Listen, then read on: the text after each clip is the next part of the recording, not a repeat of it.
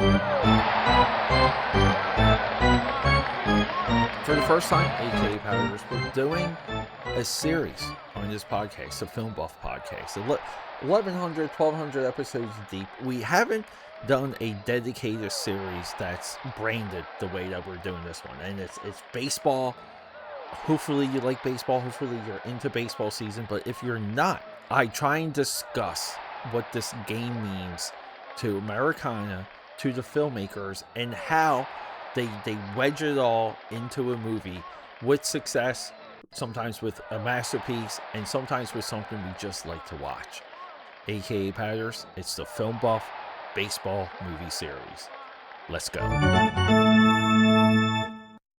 Few movies are stacked the way that Moneyball 2011 is stacked. We have a movie that is literally about conversations about the game of baseball. But along the way, I mean, wow, like we are upset, we're disappointed when we know that the Oakland A's don't make it to the World Series, that they don't win the last game of the season. This is also a movie with a weird cameo by Spike Jones, but that's a good one for movie trivia for you guys. But hey, welcome back. It's Peter A. DeLuca here. We're doing a little bit of a baseball series, mostly because I love this game so much. I love baseball.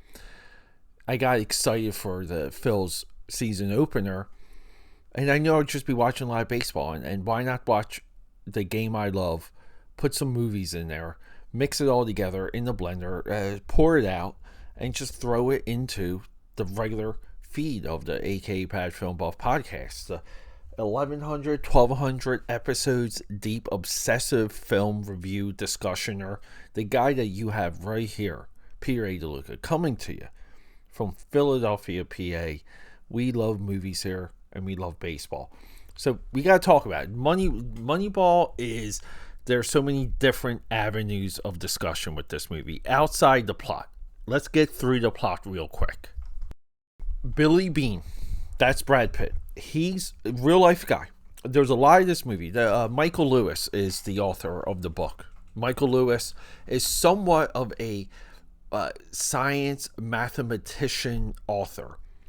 He dramatizes a lot of what he writes, but mostly his books are non-fiction, which means not fake. He's the guy behind Moneyball. Brad Pitt's character runs into Jonah Hill. Jonah Hill has a method of analyzing baseball players. Brad Pitt is so desperate and heartbroken from the previous baseball season where they lose. They lose. Could have won the World Series. They lose. The final game of the season is a loss. The final game of the season should be a win. That's a little bit one of the lessons and really good anecdotes we learn about in this movie. They roll in a new scouting and lineup building method for their baseball team. They're using statistics. They're using numbers. And baseball is a game of stats. Football is not. Basketball, sorta. Basketball, you can have great stats, but you really do need team chemistry. Hockey, but that's what makes the game of baseball so unique. It is numbers. And you can look at a stat sheet from a game, and you know everything about the game. You know exactly how that game unfolded. And just for example, you can't do that with American football. You can't do that with soccer. You can't do that with basketball. So they roll in algorithms, numbers, they mathematize the scouting process, and they build a team that goes on a similar win streak. The pain to get everyone on board with what they're doing, how they're thinking about the game. This is disruptive. Brad Pitt's character, Billy Beane, is spearheading this because he just has a desire to win, and he's willing to try anything. And part of my love of the Billy Beane character, which is Steven Zillian and Aaron Sorkin, Studio 60 on the Sunset Strip. That's my favorite thing Aaron Sorkin wrote. Let me get Steven Zalian. We have two of the best screenwriters in Hollywood history. We have Bennett Miller, who also, I mean, he gave us Foxcatcher in 2024, Capote in 2005, The Cruise 1998. Not it's a documentary. Not familiar with that. We love Capote. We talked about that. Foxcatcher, one again, a fantastic sports biography movie. Moneyball. I mean, this guy has, I mean, nominated. This guy made 3 movies. He's got two Best Director nominations for Capote and Foxcatcher. Technically, he sure got a nomination for this movie too. This guy's fantastic. He understands, I would say, dynamic, complex personalities. Maybe, right? Like he embeds himself in these stories, and we can almost just like listen to him. Same thing with Capote. You can just listen to that movie and you get this amazing worldview. Moneyball, just off of the premise, how do you make a movie over what I just described to you guys? When we talk about the drama of this all, it's not just about winning baseball. This character that Brad Pitt plays needs a coming of age. He needs to realize it's just not always about the game. He needs to realize that there's other things to build for and towards in life. He himself is a failed baseball prospect. He needs to get over that. And there's a great scene in this movie where what the old scout will say confronts Billy Beane, and he pinpoints the exact pain spot for Billy Beane, which was the scouts were wrong with you, and now you're turning everything upside down. You have to get over the scouts being wrong about you. You were not the guy. You thought you were the guy. Because at one time, Billy Beane was an absolute hot baseball prospect. He was supposed to have changed the game. And we feel for a lot of these other like unknown players and these other scenarios where, we know they were failed, like we kind of call them like, like failed rookie cards almost, where everyone goes to the hobby shop. They track down these rookie cards. They think someone's going to have a amazing career, and it's disappointing from a weird position, which is the threshold is, oh, they're not the next Nolan Ryan or Babe Ruth, or they're not even the next Bo Jackson. They just faded into the darkness. It's a tough world. It's a tough industry. I put this movie on a lot.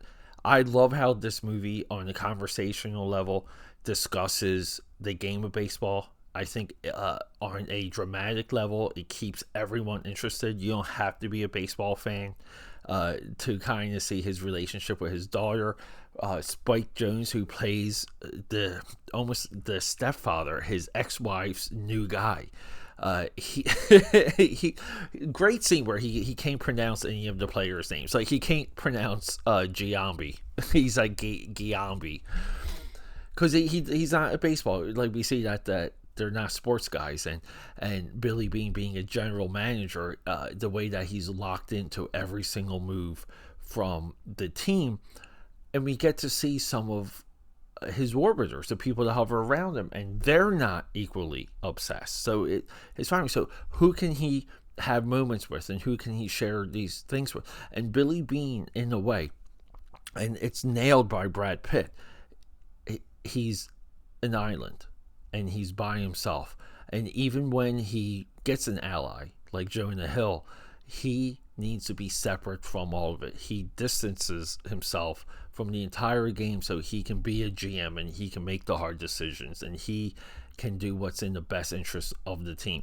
This movie is masterful. It is done. It's complete all the way through. I put this movie on a lot. I just love. I like putting this movie on with the Facebook movie.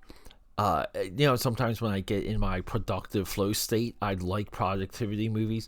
That's a little bit of the genre I invented, like Tucker, the Man and His Dreams, Martin Scorsese's The Aviator, Moneyball, Social Network, the Blackberry movie. I love business process movies. They just get me going sometimes. I think this is one of the best. I implore all of you to just take time to listen to this film and just understand how wonderfully constructed it is. Reads almost like a play. You could probably make a play out of this script. So going through some of the baseball films that we've already done. The Natural, The Body of Baseball. You guys know what's coming. The Field of Dreams, The Soul of Baseball. And The Mind, Moneyball. That's what makes this game so special. There's no other sport we can kind of play this game with. Well, next up will probably be the youth of baseball. I'll tease it right now. We're doing Rookie of the Year. One of my favorite movies, period. I love this movie. Can't wait to talk to you about it next week. Next week, new baseball movie. Love you guys. Rock and roll. Okay, that's a wrap.